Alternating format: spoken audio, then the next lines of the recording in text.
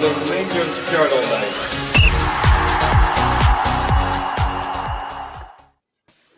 Well, good evening everybody and welcome back to episode 4 this week of the Rangers Journal. My name is Scotty and I'm your host this evening. So I'm going to start by telling you a wee bit about my day today. I woke up this morning, I was late, in a rush. There was traffic lights everywhere in Greenock, there was roadworks everywhere trying to get myself out of Paisley to get to my work. Which isn't good when you're late, let's be honest. Started off thinking about the pod this morning in the car and I was going to do Ancelotti versus Gerrard. I thought everybody will be interested in that. Because of Guillaume Balig, if that's how you pronounce his name, because of his piece, and then Dave King coming out via Rangers Review last night, getting his interview about Gerrard, I thought, it's hot, everybody will like it. And then Keith Jackson comes out this afternoon, throws a spanner in the works. Sky pick up on it and Gerrard's out the running because he's under a thumb. There's shouts about Russell Martin.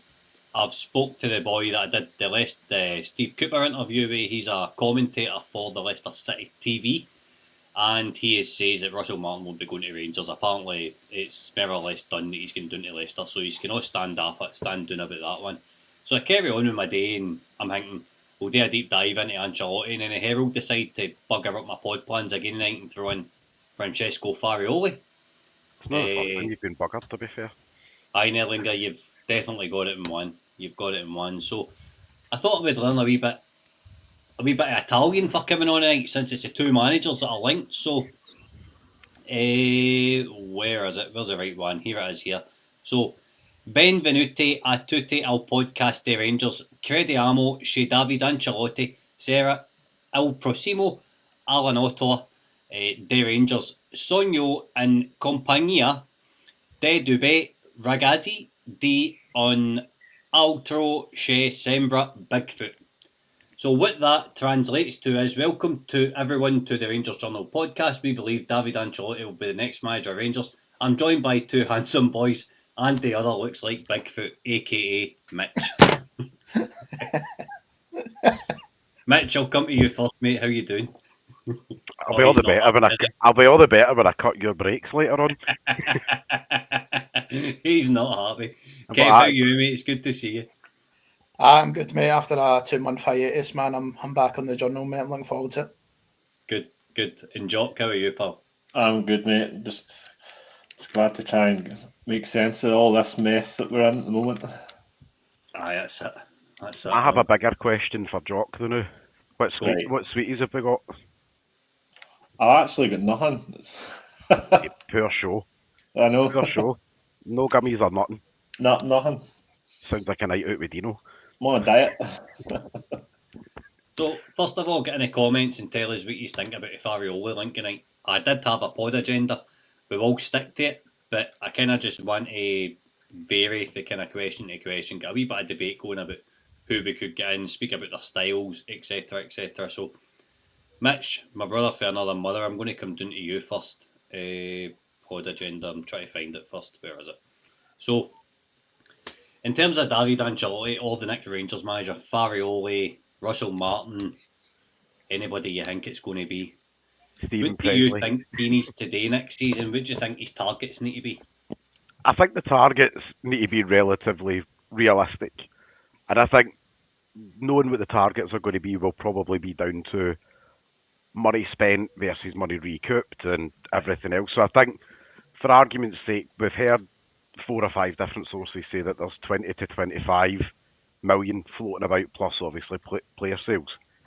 So if we are going to go and spend the guts of probably, say £30 million, Curry, I'll be seeing you later and all for your breaks. But if we're going to spend that, then, if we're talking serious chunks of change, that comes with the expectation of winning. Now, does that mean that has to be the league?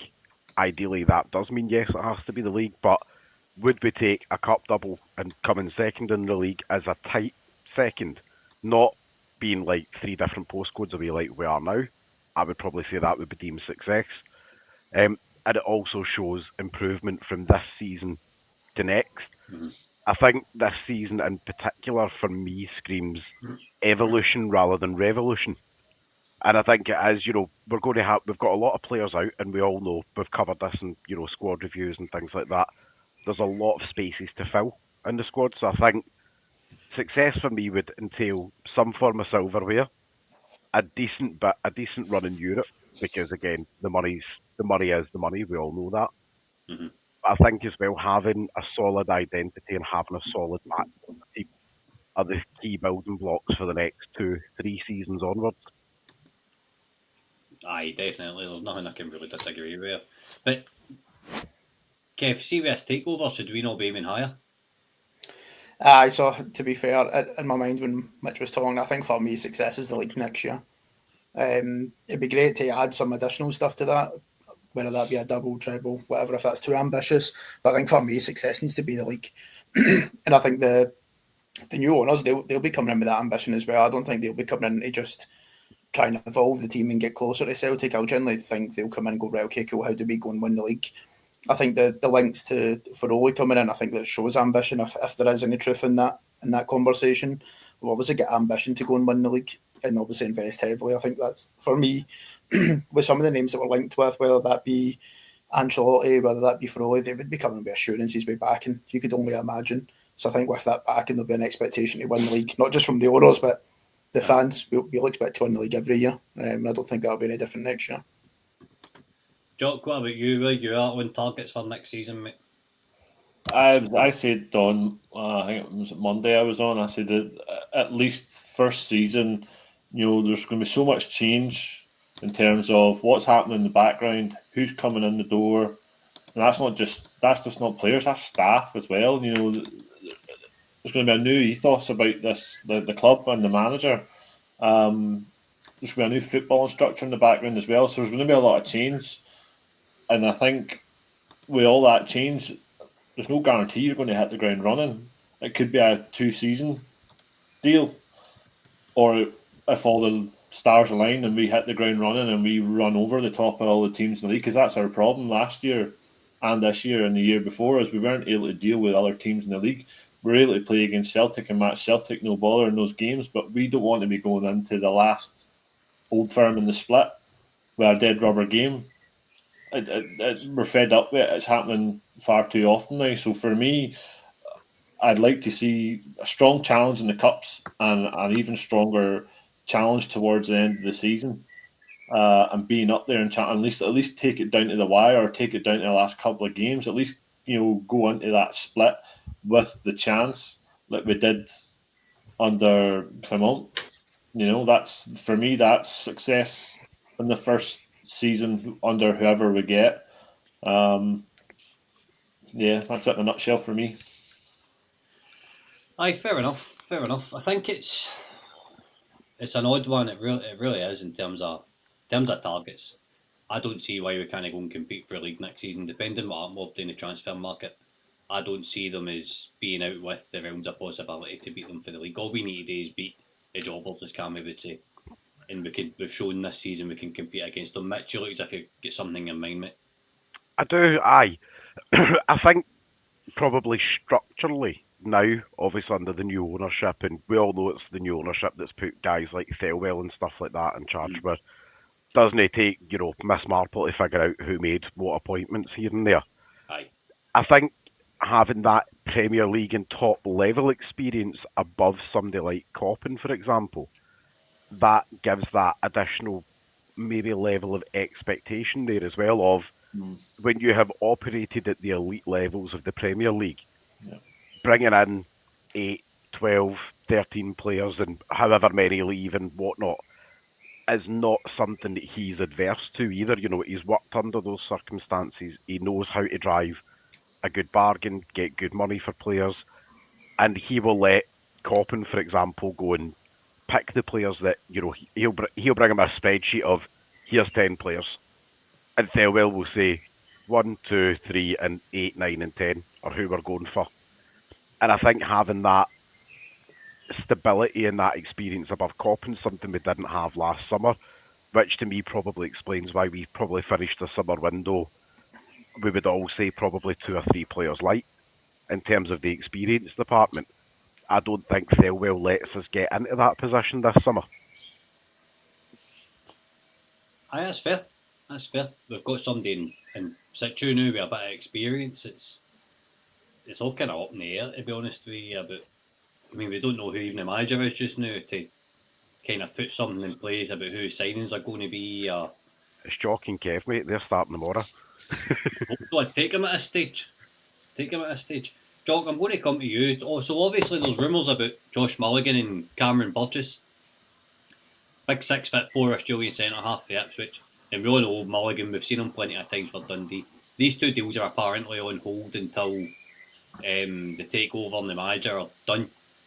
So are the two signings you would be happy with, or where do you want to see Rangers go? Do you want to see Rangers head down the direction of signing players, the manager coaches them on a training pitch, or do you want a bit of both in terms of manager having an input? What way do you want to see is going? I think you're going to have to, it's going to do both. I think if you look at the model the club's trying to build now, this modern model where it's all the infrastructure in the background and the boardroom level and the sporting director and the model as you're looking at is Brighton, isn't it? Because they've got it nailed down to a T. They have all the infrastructure in the background, and then they hire a head coach. The head coach takes what's provided to them by the guy that's doing the scouting, by the sporting director that's doing all the nitty gritty with the transfers and bringing the players in.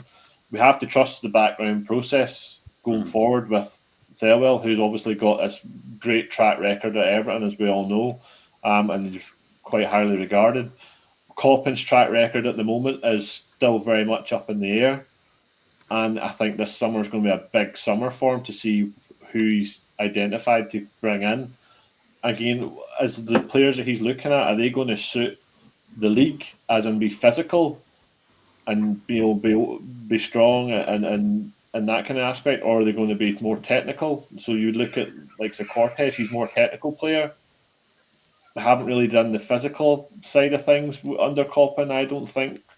And I think that's where we've been lacking. Now, if you're talking about these two centre backs, and then obviously Farrelly get thrown in the mix, his tactic is to play the two centre backs off the goalkeeper wide to receive the ball. Are these two guys going to be able to deal with the ball at their feet and play out for the back? That's a massive fear of mine because we've seen what it's like when Suter tries to do that.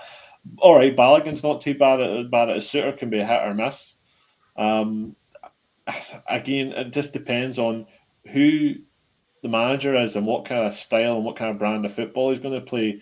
You never know. These two guys might be perfect and might suit the system, but they might not suit the coach and what he wants to play. You know, if that makes sense.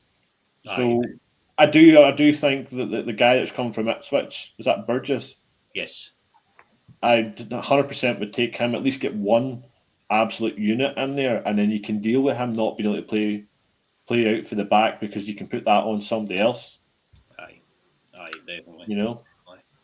100%. I think that's what we've also missed at the back is just a big towering unit.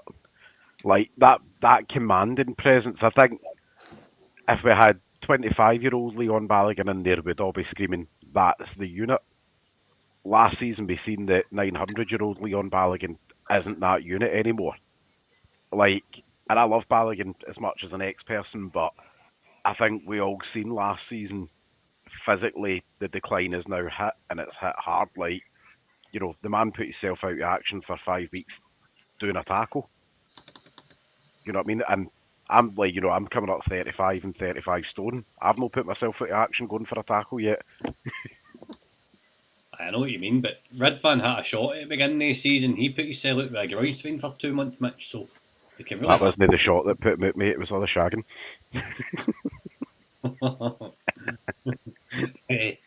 Right, anyway. Hey, Kev, you were saying before we come on you wanted Ancelotti. So before I come into this question, if anybody's got any questions in the chat, fire them in. If you're new to the journal, please subscribe to our channel. We're trying to grow. Like us on all our socials. We've got competitions, we've got a sponsor. Off to the match I go. Scan the QR code, you'll get 10% off with Journal 10. So, Kev, speak us through why you want Ancelotti. What's the pros and cons in your head? I think I'll start off with the cons, I suppose, because I can only really think of one con, which is probably that lack of experience in doing the first team manager, like being the actual face of it all, facing the media, etc. In terms of the pros, I forgot, I don't know if it was Jock or yourself, Scott, that were talking about. I think we've got the right footballing structure in place now that suits just having a head coach that comes in and works with players that are there. And even though he's not had the experience of being the first team manager, the experience and exposure he's had to some of the players under his dad is wild. I watched a clip that it was Alex Iwobi done, and he was saying that Ancelotti done all the coaching, done all the talking and training, and he was held in high regard at Everton. And from the article that Guillaume Begg done, he was saying that he's held in very high regard at Madrid. So I think if you've got players like Mbappe, Modric, Toni Kroos when he was there, if they're holding this guy in high regard, he must be the real deal. I don't think you get to be the assistant manager at Real Madrid and Everton and all the other places he's been just because you're Carlo Ancelotti's son. I think you've obviously got something or would have been found out. Probably in terms of his philosophy and what I was reading about, is see the fact that the key thing that was highlighted was his adaptability to sort of change based on opponent, based on players that he's got. And that would maybe tie in with the question that you were asking, Jock, was does he have to be involved in buying the players or can he just work with the players that are being signed? And probably the answer is he could just work with the players that he could sign, that's signed for him. And I think if Rangers have got that sort of belief moving forward that if the manager leaves, we can keep playing the same way and still keep recruiting the same way, then I think you need to have a manager that is adaptable to fit around the players that he's got signed for him. So I'm definitely all aboard the Ancelotti train at the moment. Just quickly asking you, you said you've seen the Alex at Iwobi interview. I've not seen it. What kind of stuff was he saying? He was talking about how he speaks very well. He takes all the coaching for his dad. He said his dad's actually very standoffish at training and doesn't actually get involved in the day-to-day, just sort of observes and allows his son to go and take the lead in all the coaching and all the actual training sessions, as well as all the sort of conversations.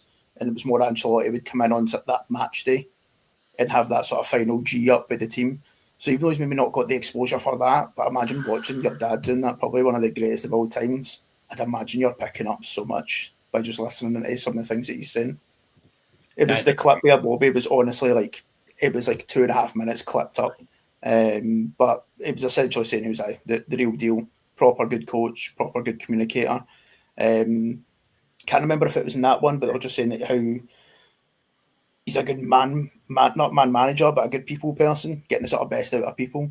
I think the multilingual thing I think would definitely help Rangers as well. The players that will be getting forward in the world. Aye, fair enough. I watched a wee bit of the training ground guru one today and he's talking about Dominic Calvert-Lewin, and he was saying about Calvert-Lewin can't really come out of the box and hold the ball up. He's more one to be in the box, poaching type thing. It just reminded me of Dessers. It really, really did. But everything he said was just mirror image of Cyril Dessers and how he adapted his coaching to suit Calvert-Lewin's strengths. So I thought that was quite interesting. Jock, where are you at on Ancelotti, mate? What's your thoughts, considering with this link to Farioli tonight? Do you want to go with the more experienced guy or do you want to go with Don Carlos boy? I think I go with Don Carlos boy, just for the fact that, as Kev says there, he's the multilingual thing. He thinks 5 languages he speaks, so he's going to be able to get his point across to everybody, in the team. But again, as Kevin says there, he's been surrounded by world class since he was a teenager.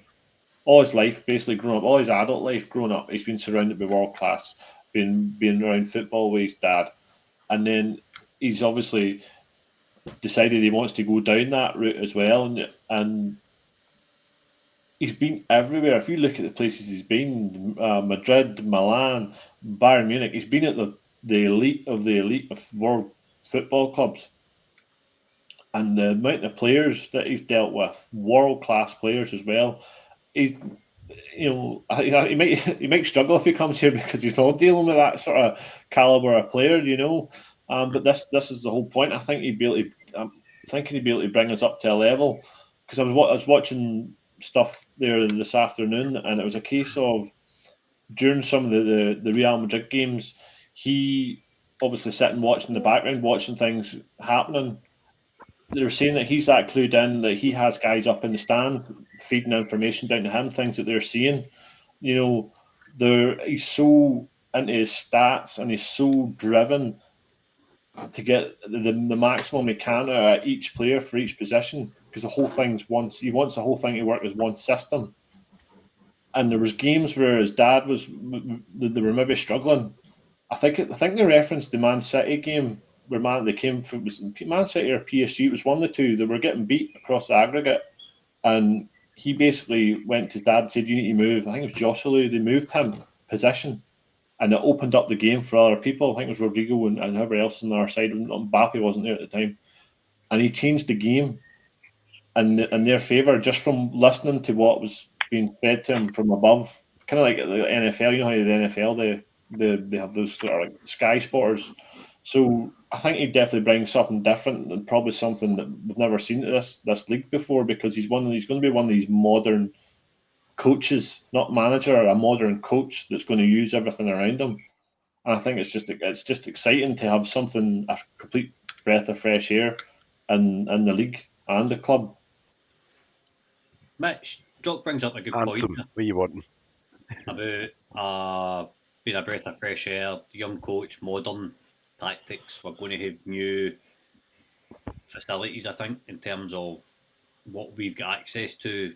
Take it back to Mark Miyoko telling us about the 49ers player whose hamstrings were bad. 49ers had certain equipment for injuries that allowed him to tell him how much he had to build up his left hamstring, etc., and he played a lot more matches and stuff that season. In terms of a modern approach, is it time for a modern approach at Rangers with where Rangers are just now? I think it is, to be honest with you. I think there's a lot of reasons for that. See, if you start to look at the dross in the SPFL, and you look at some of the managerial appointments that they've made as well, that the hammer throwing myth is now starting to become more and more of a myth. Teams are not afraid to front up and play us or play them across the road either. You know, they will try and play the ball through us, they will try and play the ball around us. Is there an element with the likes of Davy Martindale coming back into the SPFL that we know for a fact we're going to see murder ball? Absolutely. But I think when you've got a modern coach who will adapt, be versatile, who will basically manoeuvre like it's a game of chess and, you know, in real life, I think that not only helps negate low blocks when we do inevitably come against them, but I do also think it opens up more options for players as well. I think we've basically been guilty in the last 18 months to 2 years of square pegs and round holes when it comes to players of, we're going to get you to go and we're going to get the dinner lady to play it right back and we're going to get the tea lady to go and put the goals in. You know, that's what we've had to end up doing because the cupboards have been so bad in terms of the medical inputs and everything else. And I think having a modern coach who's, I don't want to say a hybrid coach between manager and coach, but I think somebody who actually utilises the medical department, the video analysis team, the recruitment team and everybody else, I think it suddenly goes from a cog that's been clunky on the way around to one that runs smoothly with a fresh oil change. I think that makes everything so much better because you can say, look, we've got players that can adapt to a high press. We've got players that can adapt to people just wanting to stick 2 foot in you or leave one on you because we've got a couple of nasty ones in the team. There you go, do you know what? For the first 60 minutes, you want to try and lay one on us, that's fine because we've got a couple of hard nuts in there that'll take a couple in the chin. But they'll also give you a couple in return. And I think that hybrid approach really, really does genuinely help. But equally, I think, you know, everything when it comes to a manager, and it doesn't matter if, I mean, in theory, Clement had the perfect CV when he came in. He was, you know, he had won multiple titles, he had won multiple cups, he had success ripping right out of him. That perfect CV doesn't necessarily guarantee that you're not going to see terrorism football like we've seen, you know, because that's what we witnessed under Clement and under Barry. Let's just be, you know, fair's fair, we'll give it to both. You know, and I think when you've got a manager there or a young coach like Ancelotti who has literally throughout his working career in football only ever known winning, you can't breed that elsewhere.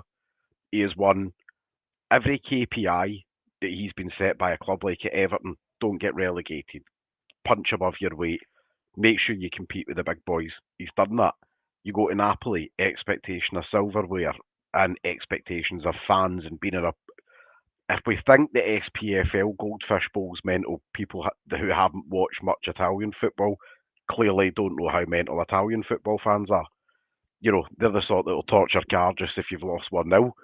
You know, and I think having that high pressure experience, and that's before we even get to Real Madrid, you can't tell me that he's not got the minerals to step into a job like that. Because equally, I can't sit here and tell you hand on heart he's got the minerals to do the job. Because you don't know what we don't know until we know. And the only way we're going to find out is if we take the armbands off him, chuck him in the deep end and say, right, swim fish. Fair points. Fair points. Trying to think where I'm going with this now.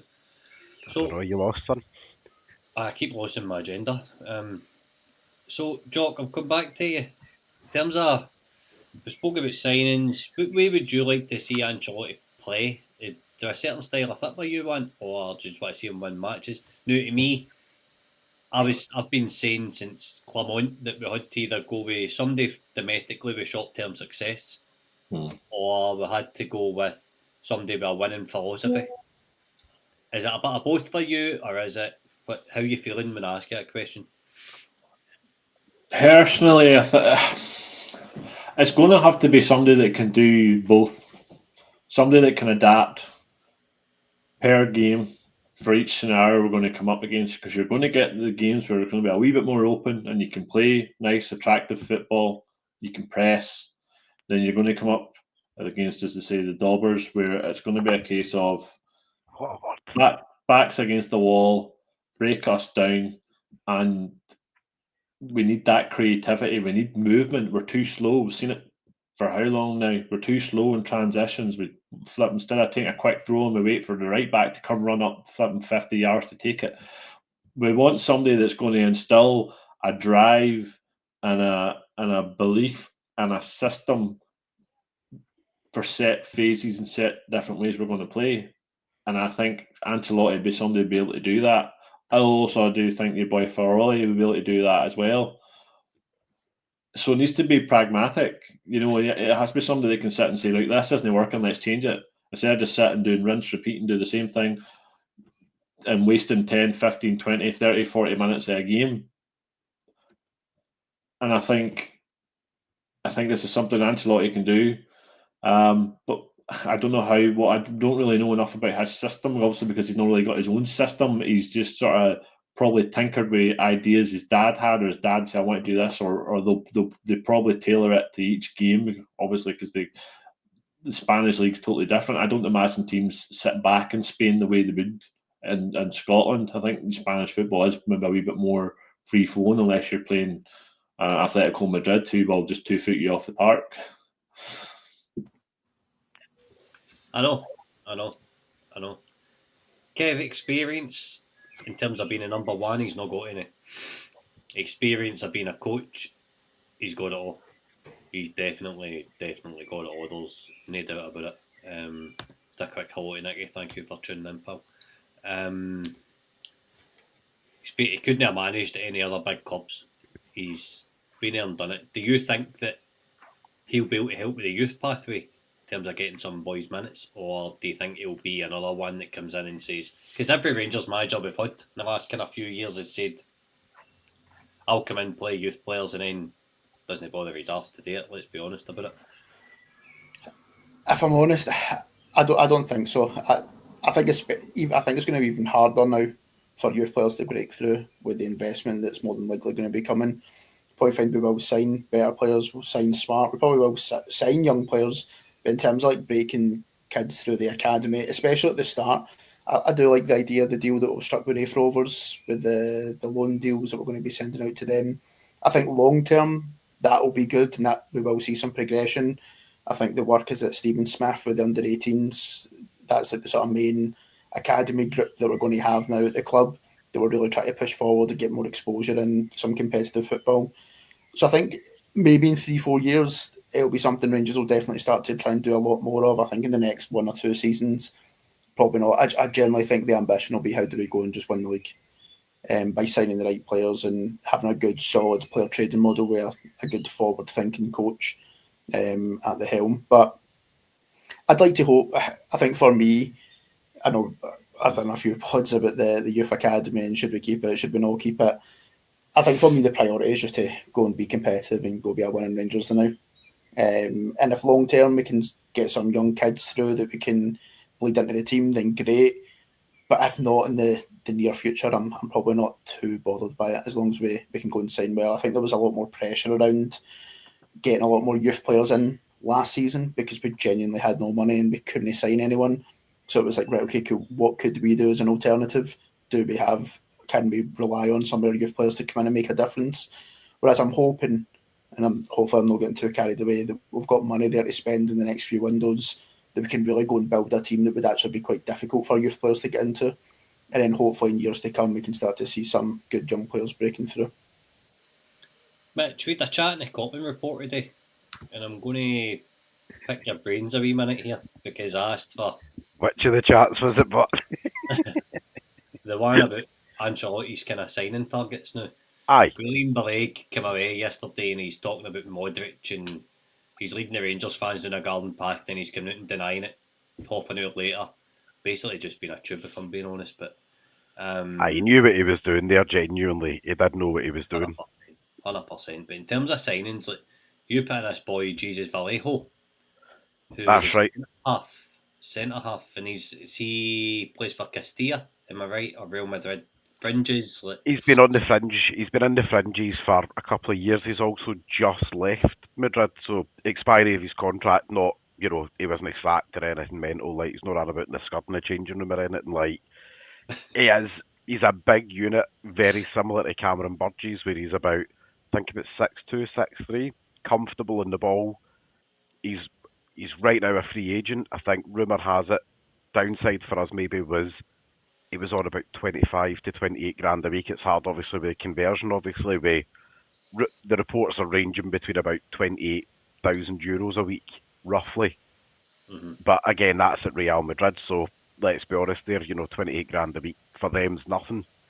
I think if he's serious now at the age of 28 to kick his career on, he would maybe have to take one on the chin here and say, I tell you what, I'll sacrifice some salary, maybe come down to 23, 24 grand a week. Which again, when you're not paying a fee for him, but you can take that and you go, well, we've just dropped Hadji's wages, we've just dropped the wages of Tom Lawrence, we've just dropped Balogun's wages. That goes back to, and again, I hate talking anything positive about the Parks too much, but we've previously been spoken about recycling wages, where you say, well, somebody like that who's got experience at the high level, fringes of Real Madrid, we know what we're getting. He's 2 or 3 years younger than Robin Proper, and he's somebody that can fill the gap that we need right now. Mm-hmm. So you say, well, I'll tell you what, we'll recycle, let's say Tom Lawrence's wages if they were about 25 grand a week, depending on which rumour that you want to believe on that. If you say, well, we'll give Tom Lawrence's wages to him, and we know what we're getting, Ancelotti's worked with him, kind of seems like a wee bit of a sensible no-brainer to me. Aye, definitely. Jock, I'm going to come to you and I'm going to kind of read you this boy's stats after. I just want an opinion off you. So, he's called Gonzalo Garcia, right? He plays for Castilla. Now, that was basically Real Madrid B, who Raul was managing up until the other day. Mm-hmm. 36 appearances, 25 goals, 4 assists. He's 182 metres, so I don't know if that's big, wee, what it is. It's about 6 foot, I think. About 6'1". Do you think this is a type of player that Ancelotti will be looking to bring in? Somebody that's not, let's be honest, that boy's probably never going to make Real Madrid, but he could probably go and play at a decent level. Do you think that's the type of signings that Ancelotti would maybe look for or recommend to Thelwell and Coppin? Well, I'd say so because he probably knows the guy. He probably worked with him or have some dealings with him being at Madrid, And this is the sort of, this is the sort of thing you want when he's been at Bayern Munich, Napoli, Everton, Real Madrid. You're hoping he's obviously got, experience of some of the youth talent that's maybe not been able to break through, but has serious talent. That's the sort of ones that we obviously want to try and pinch for minimal money, and then punt for them belly dollars, as they say. So, I mean, I'm all for youth products coming from big academies that have a track record of producing absolute superstars. We should be trying to pinch and basically kidnap folk for there for a nominal fee, like we did with Bassey. Because we used to, Bassey was an absolute steal at 300k. So yeah, I'm all for these sort of caliber of players that clearly have a very, very high ceiling, and obviously we want to see them shatter that in a Rangers shirt. Aye, I know what you mean.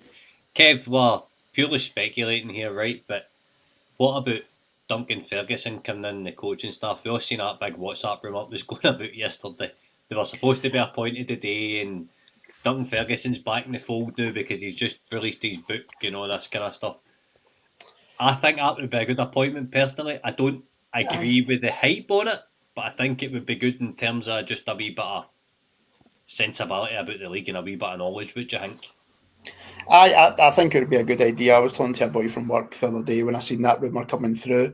I don't think it would be a bad idea. I think the fact that they work together as well at Everton would help. So it's not as if it's some unknown stranger coming into his coaching staff, which can obviously throw things off a wee bit. But I think he's managed in Scottish football, granted the lower leagues. He's played in Scottish football. He's a Rangers fan. And by all accounts, I was reading something on Twitter earlier on actually saying he's maybe a right good coach as well. So I think it is good. I don't see it as a bad thing. I think especially if you're coming from not playing in a league like this, although he's worked with some great players, you're going to go and play in a few AstroTurfs in a season. You're going to need to play against a lot of low blocks. Although I do think he does play against quite a few low blocks with Real Madrid. I think it is not similar. The quality is obviously much different, and the teams can play on the counter a lot better.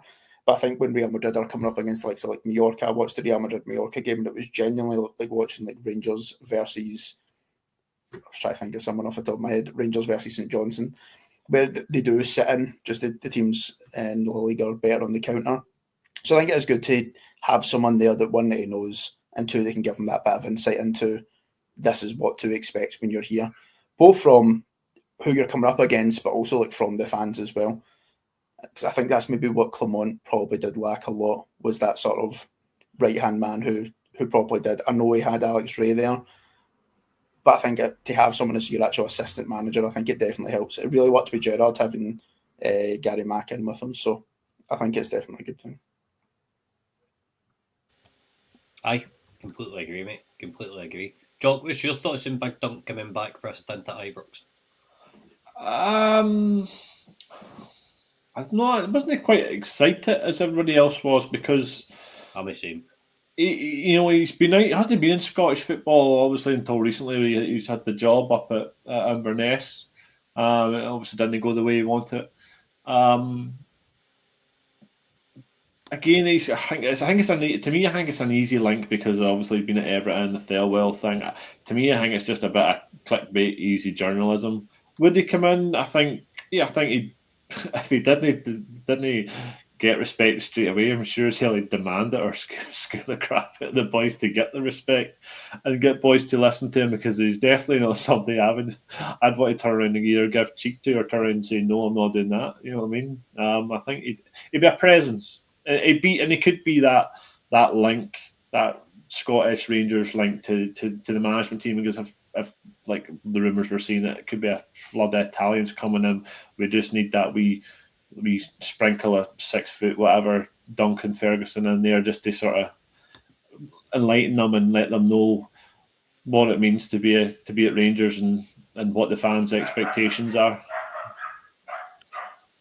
Right. Firstly, bring the dog in, whoever's dog that is. Get to the real bit of business here. She's a Doberman. Bring her in. You think I'm kidding, Jock? Go and get that dog. I'll get it at the end. Right, so there's 666, he's watching over on Twitter. Jump over to the YouTube channel and hit the subscribe button for me. Hit notifications. We're on Monday to Friday just now. We're going to do a live breaking pod as soon as an announcement comes out. I'm 19 subs away for 3,100, so let's try and get to 3,100. I don't see how we can do that tonight with the views we've got. So thank you for tuning in. Hope you like what you see. Mitch, last kind of question on Ancelotti's kind of backroom setup. Then we'll touch on Farioli, and I'm going to take a couple of questions. So get your questions in now, and we'll round them off before we finish the podcast. Like what you make me for my dinner, that's my first question. Corey, you'll need to put your question in again because it's lost. I've started a lot of questions, Smoke, so they will be answered at the end.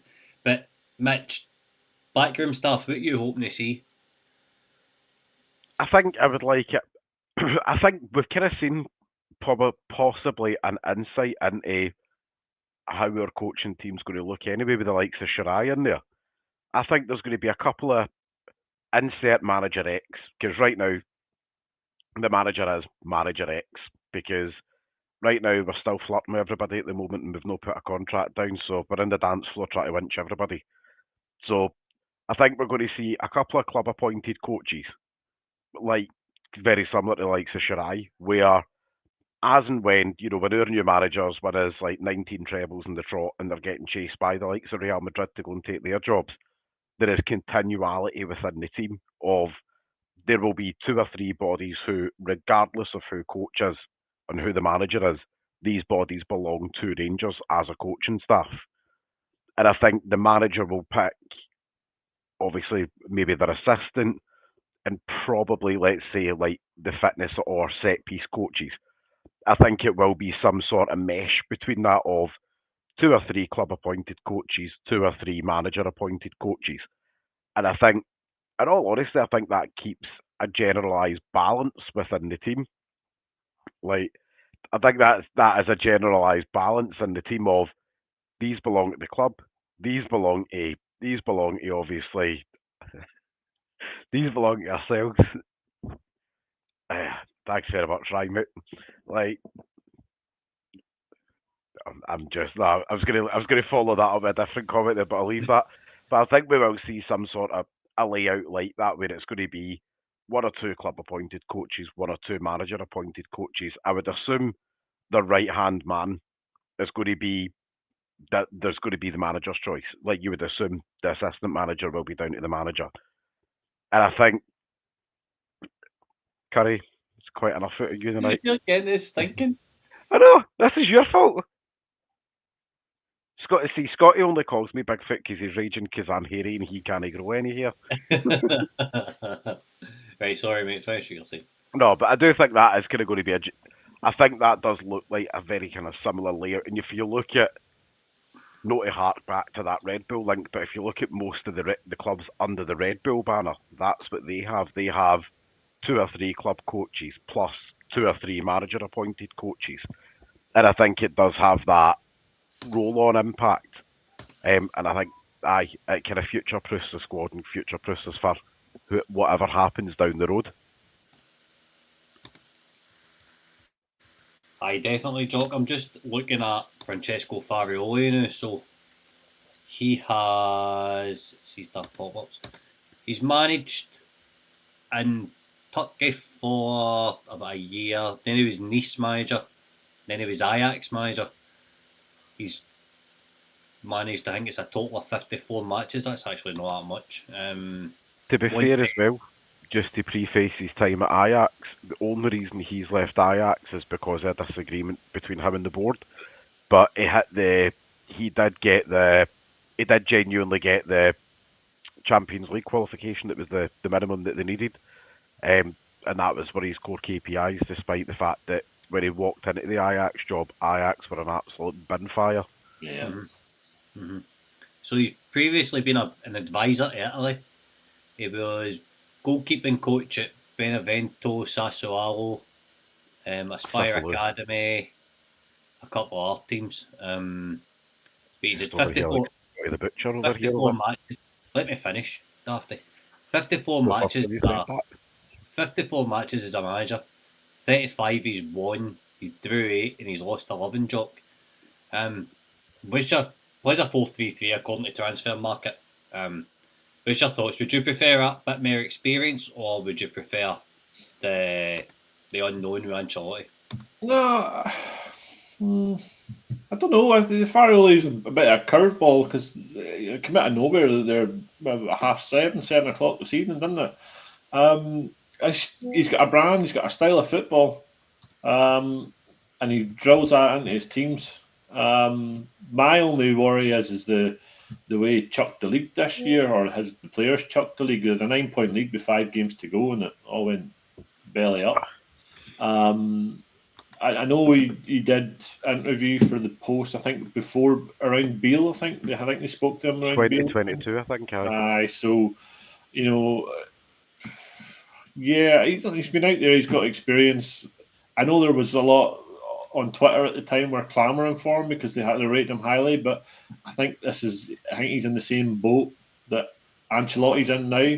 For all he's just down the line a wee bit now because obviously he's got a couple of jobs under his belt now and he's been in post at quite a big club. I would at this point I would take anybody just to get somebody in the door, just so we can get behind somebody and start seeing how they're gonna manage a club and what kind of football we're gonna play. But yeah, I'm open for both. To be fair, I know I've seen that. I'm not letting that comment go. Unbelievable. Right, I'm taking My family for me. I've got my friends. You banned my friends. Now you're going to ban my family for stupid comments. Don't worry, Jock. I'll fight them all for you, son. Cheers, guys. Thank you. I will let them bully you. I'm not putting up with that. See if I can jump in, see just about Farrelly. I never got loads of time to read up about his philosophy and that, but one thing that I probably did find quite interesting in what he played with Ajax was like an attacking 5. So he did play a 4-3-3, but played with 5 attacking players going forward, where he actually encourages his 2 number 8s to drive forward. So I think for me, what we were sort of looking for and what we lacked last year was like goals from the midfield and attacking runners into the box. So if he plays with a setup that encourages his front 3 to go forward, but also encouraging his 2 number 8s to break into the box and contribute to goals, I think that probably could be something that would work in Scotland and definitely work with Rangers when you're playing against a low block. But I never had loads of time to look over the style I play for him. That was just a wee glimpse of what I read up on before coming on the pod. But I'm still on the Ancelotti train, I'm not going to lie. I've built that hype up, so I'm buzzing. It's an exciting link, but isn't it, Kev? It's a really exciting link we've had tonight. It shows the calibre of people that we're looking at the moment, which is generally giving me the hope that there is some serious backing there. I've said that a few times tonight, but there's no way Carlo Ancelotti's son starts off his managerial career without assurances around you're going to get the backing to really help drive a team forward to try and win the league. That's why I kind of see it just being, we'll set it up for the following year. It will be to go after it this season with the backing that's going to be behind it. Right, folks, well, 12 subs away for 3,100, so please head on over to our YouTube channel and like, subscribe. Mitch, who you with? You with Farrelly or you with Ancelotti tonight? I know you're at a stage, you're the same as me, where you're putting somebody in the door now, we're fed up waiting, aren't we? We're in the dance floor with two tens chanting us up.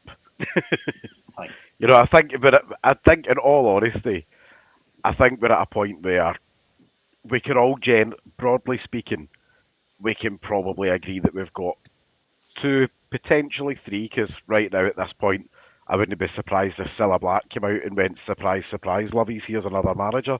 Like, you know, but it does show that we've got sensible footballing people making the decisions at the moment. That, let's not forget that Farrelly only became available literally in the last few days maybe.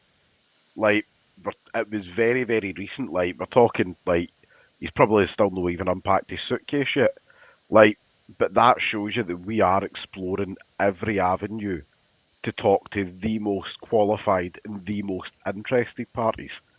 And I think that gives me more reassurance than had it been Parks and Co. Because let's be honest, if it was the Parks and Co, Barry probably would have been given a 10-year deal at the end of the season. Like, and I think as much as it's been a frustrating and drawn out process, I am glad that one, it looks like we're kind of close to a finish line. You would assume for all candidates involved, everybody would want this wrapped up by the last, probably maybe early next week. You'd assume that everybody, for our sakes, prospective candidates' sakes, so they can explore other opportunities. But I think, gun to the head, I would probably say Ancelotti just, but I wouldn't be that upset. Like, I genuinely wouldn't be that upset if it was Fariola. So I think, genuinely, if you ask me for a percentage, it's at a 51-49. You know where I'm at on it. That's fair, mate. That's fair. For me, I just want the best guy for a job. Farioli, probably for his experience. He's got 50 matches more than Ancelotti. He's an up-and-coming coach. He's got a style of play. We would roughly know what we were getting with him, so I'd probably go for that. Right, on to the questions. Right, so there is 753 of you watching on YouTube, 753 on Twitter. There's 222 on YouTube, so smash a like button if you're already raising, 7 on Facebook. So head on over to our YouTube channel, like and subscribe, hit the notification bell. When we go live, you'll see it. Right, first question is, I'll take this one. We'll take a question each, just so we can get through them within an hour. So does anybody think the current board are interfering with the manager's recruitment process? No, I think that's why there's been a complete hold-up, is because the takeover's not finished yet. That's purely what I would put it, don't I? Kev, I'm going to come to you with this one. Here's a question: if it wasn't the name Ancelotti, would this Ancelotti Jr. be in the running for jobs at all? Aye, I would say so. Aye. I think regardless of the name, I think if anything, it would actually probably increase the excitement about him, because I think there's still some people that are going, "Oh, he's only going to get it because he's Ancelotti's son." Whereas I think if you were linked to anyone that's been the assistant manager at Real Madrid, Everton, Napoli, am I right in saying Napoli? So I think if you're getting linked with that caliber of assistant manager, then the excitement would still be there. I actually think there's some scepticism just because his name's Ancelotti. I actually think it's making it worse for him rather than better. Fair. That's fair enough. Jock, I'll come to you with Smoke's question. Does anyone on the Rangers Journal think all this media talk has been a distraction? I think it's Scottish media being Scottish media. You know, all they do is want to try and get clickbait headlines and try and generate clicks on their website and traffic towards their website, because it pushes up their revenue streams for advertising, because nobody buys the rags anymore. A distraction for everybody, but I think what we have to do is commend the way it's been done, because there's been that much being saved from other people. Nobody really knows anything, I don't think. And I think that's parcel of the fact that obviously there's new people in the boardroom doing this, and there's new people will be coming into the boardroom are doing this as well. So they don't have the relationship with the media to maybe leak things like that. They want to keep this as tight knit as they can, and they're managing to do so. And that's why we're getting all these, clickbait headlines that we've been seeing for the last 2 weeks. They're struggling, they're clamouring. I think we're just sort of glutton for punishment for all the noise and all the fallout from it. Fair enough, mate. Fair enough. Mitch, a question for Thomas. Will Thelwell be the figurehead left the coach? I think there's going to be a bit of a church and state approach where of recruitment's going to be the right hand, coaching's going to be the left. And I have no doubt that, like every successful club, Thelwell is going to turn around and say to manager X, 1, 2, 3, 4, 5 players here. We've pretty much got contracts ready to go. Is there anybody over here that you don't want to work with? Have you heard that player X is a complete heat banger, turns up too late and he's got a drinking problem? Like, right, okay, so that rules out, Scotty from playing for us this week. And that also rules out Kev, because we only want bald wingers. Sorry, Kev. But genuinely, though, I think there is going to be that consultation between the recruitment team will basically advise, here are the targets that we have. Is there anybody here that you do not want to work with, or anybody here that, you go, that name over here stinks, and I just don't want to work with it?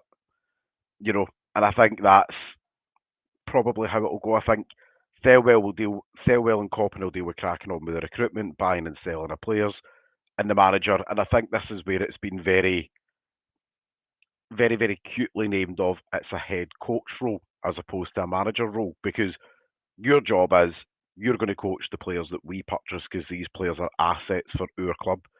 You are here for however long you are here, because if you're really successful, a bigger club or a top 5 league team's going to come champing the door to take you.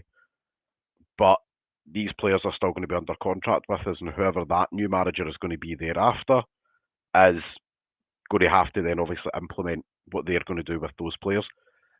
So, long-winded answer, I think it is going to be a right-hand, left-hand situation, but with the right hand probably being a little bit stronger on the player trading model. Be interesting to see Coppin's role in all this now as well, because he was very much a main man until recently, wasn't he?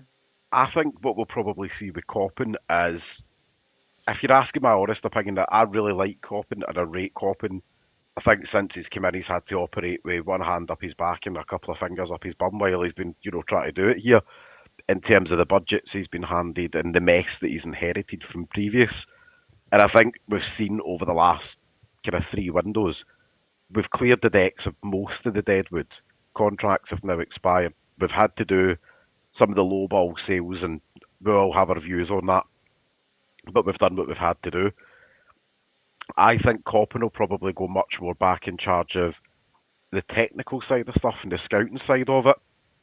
And I reckon he'll leave Thelwell to get on with the actual negotiation side of it, of go and work out the money between 2 clubs, go and work out, dot the I's, cross the T's, and what we'll accept and what we won't. I think that's probably the route that I can see it going down. That's fair. Right, we're 6 subs away to 3,100, so if you're watching on our platform, head over to my YouTube and get it done for me. Like and subscribe to the channel. So, Kevin, I'm going to come to you with this next question, mate. It is from Ian Matheson on Facebook. Can we pick any particular player we need from Scottish football, or do we need to look further afield? Is there anybody that stands out for you, mate? Probably Mulligan. We spoke about Mulligan at the start. I think it would be a smart bit of business. I think we definitely need a good Scottish identity throughout the team. Obviously, with Lyle Cameron coming in, Conor Barron, which I would say was a great signing for last year.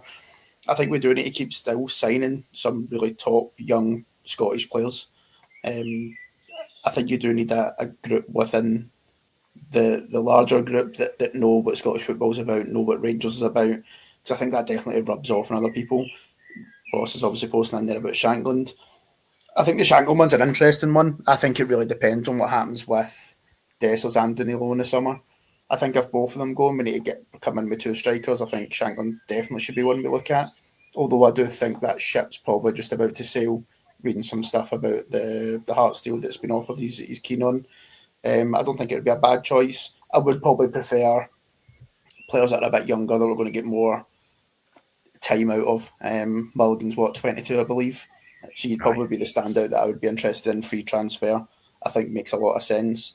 I also like that he's not Scottish, but the boys at Triantis at Hibs. I think he's excellent. I think out with the top 2 in the league, I think he's probably been one of the standouts in the league this season. I've liked to look at him. Penrice, I was just about to say that. I saw Penrice as well. I think would be a good option, especially when there's probably a good chance we might try and move on Ridvan in the summer with his injury record.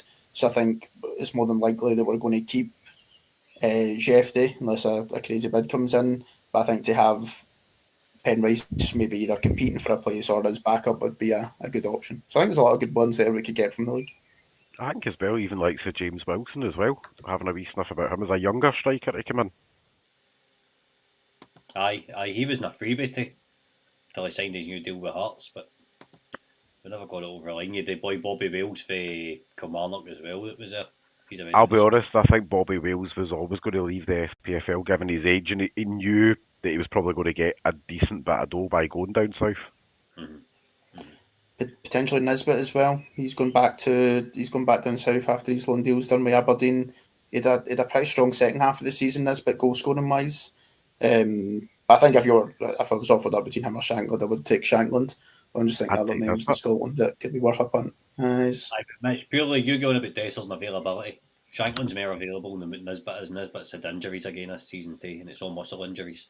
It's a non-starter for me. We need to get away from this kind of thing. I think for me though, Nisbet, I'd actually said at the time when, like you know yourself, I said when Aberdeen got him in the summer there, I was like, he'll turn out to be a decent signing, and some folk, Scotty included, scoffed when I said that it was going to be a decent signing for Aberdeen.